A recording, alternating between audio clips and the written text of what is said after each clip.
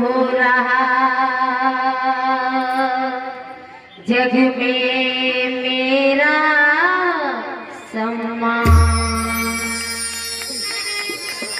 तुम ही माता पिता तुम ही मेरे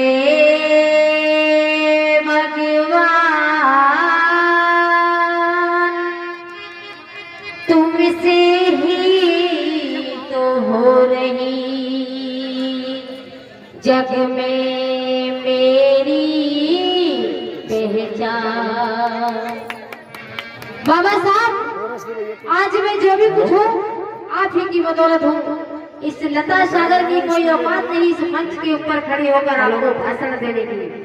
ये जो अधिकार हमें दिए हैं ये बाबा साहब के संविधान से हमें मिले हैं। वरना हमें वो भी दिन याद है कि एक दिन वो था कि महिला को पढ़ने का अधिकार नहीं था, अच्छे कपड़े पहनने का अधिकार नहीं था, किसी के बीच में बोलने का अधिकार नहीं था और अच्छा खाना खाने का अधिकार नहीं था।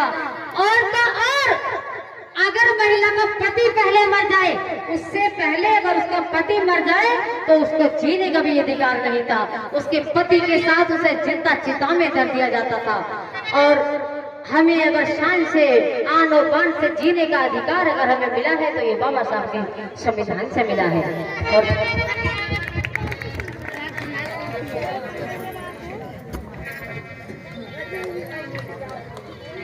तो कहना है कि एक इशारा आपने हमेशा से देखा होगा जी, आप सबसे भी मैं कह रही हूँ कि बाबा साहब की उंगली हमेशा यूं ही रहती है। कहीं भी हम देखेंगे मेरी माता बहनों तो बाबा साहब की उंगली हमेशा यूं रहती है। क्या कभी आपने सोचा है कि ये उंगली बाबा साहब की हमको क्या इशारा देती है? कभी किसी ने समझा? अगर हाँ तो यूं कर दो, अगर ना तो यूं कर दो। किसी को पता है? नहीं पता। बाबा साहब इस उंगली का इशारा देकर कहते हैं कि मेरे बच्चों, मेरे समाज के लोगों, मैं आपको रास्ता यहाँ से लेकर संसद तक आपका रास्ता साफ कर दिया है। आप यहाँ से लेकर संसद तक जा सकते हो, नौकरी कर सकते हो, कुर्सी पर बैठ सकते हो, लेकिन उसके लिए तुम्हें मेरी 3 बात माननी होगी। सबसे पहले तुम्हें शिक्षा प्राप्त करनी होगी, उसके बाद तुम्हें संगठित होना पड़ेगा और उसके बाद तुम्हें संघर्ष करना पड़ेगा। लेकिन मेरे भाइयों, मेरी माता बहनों, हमने बात तो मानी लेकिन अधूरी मानी। जैसे कि हमारा समाज शिक्षित तो है, हमारा भैया जी नाश्ता बीच में बांट दिया, गलत बात। चाय को गर्म करके लेकर आओ, थोड़ा समय और मिल जाएगा, बोलने ठंडी है।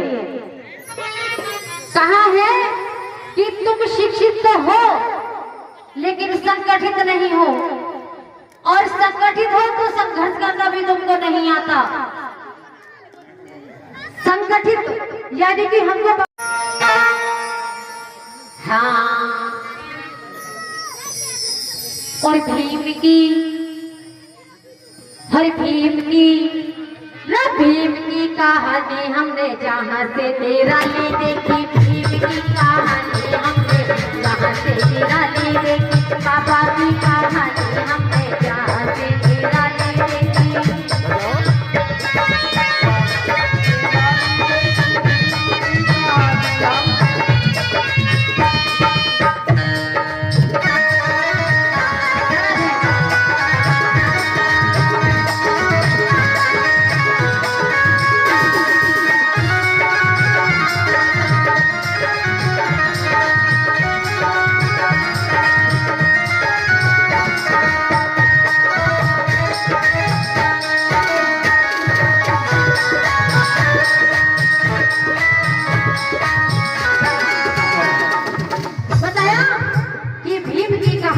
जहाँ से निराली देखी, बाबा साहब जैसी कहानी इस संसार में नहीं।